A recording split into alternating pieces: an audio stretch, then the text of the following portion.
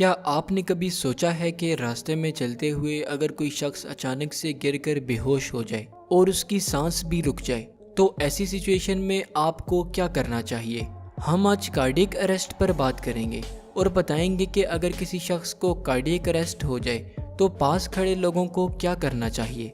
Cardiac arrest एक ऐसी condition है जिसमें हमारी हार्ट बीट अचानक से रुक जाती है और हमारा हार्ट, ब्रेन, लंग्स और बाकी ऑर्गन्स तक ब्लड पंपिंग नहीं कर पाता, जिसकी वजह से हमारी सांस रुक जाती है और हम बेहोश होकर गिर जाते हैं। अगर कार्डियक अरेस्ट के पेशेंट्स को फ़ौरन से ट्रीट ना किया जा सके तो इससे डेथ भी हो सकती है। तो आइए जानते हैं कि कार्डियक अरेस्ट क्यों होता है। कार्डियक अरेस्ट की कंडीशन हमारी हार्ट बीट अचानक से रुक जाने से होती है।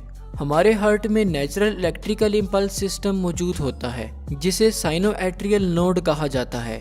Sinoatrial node mild electric impulses generate करता है ताकि हार्ट बीट को नॉर्मल रखा जा सके।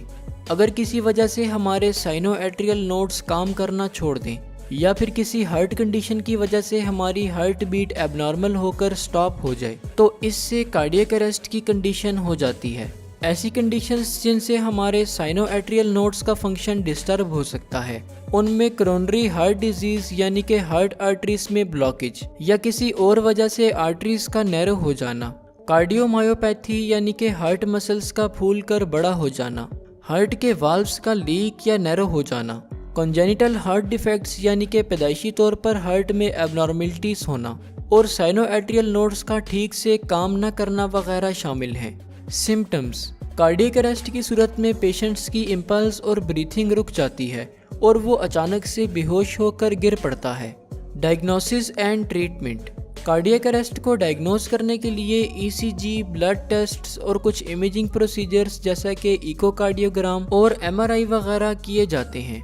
अगर किसी शख्स को कार्डियक अरेस्ट हो जाए तो पास खड़े लोगों को चाहिए कि वो फ़ौरन से पेशेंट की चेस्ट कंप्रेस करना शुरू कर दें और अगर ऑटोमेटेड डिफिब्रिलेटर मौजूद हो तो उसके थ्रू पेशेंट को इलेक्ट्रिक शॉक दिया जाए ताकि उसकी हार्ट बीट चलने लग जाए।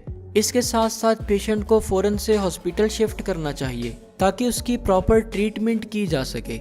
ऐसी मेडिसिन जिनसे कार्डियक अरेस्ट को दोबारा होने से रोका जा सकता है उनमें कैल्शियम चैनल ब्लॉकर्स और एंजियोटेंसिन कन्वर्टिंग एंजाइम इनहिबिटर्स शामिल हैं, जबकि कुछ पेशेंट्स में सर्जरी के थ्रू कॉलर बोन में implantable cardioverter defibrillator device insert की जाती है।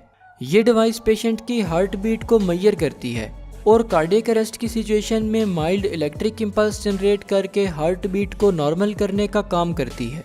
अगर आपको इस वीडियो को लेकर कोई भी सवाल हो या फिर आप हमें कोई टॉपिक सजेस्ट करना चाहते हो तो आप हमें हमारे फेसबुक पेज के थ्रू रीच आउट कर सकते हैं, जिसका लिंक आपको वीडियो के डिस्क्रिप्शन बॉक्स में दे दिया जाएगा। शुक्रिया। अल्लाह हाफिज़।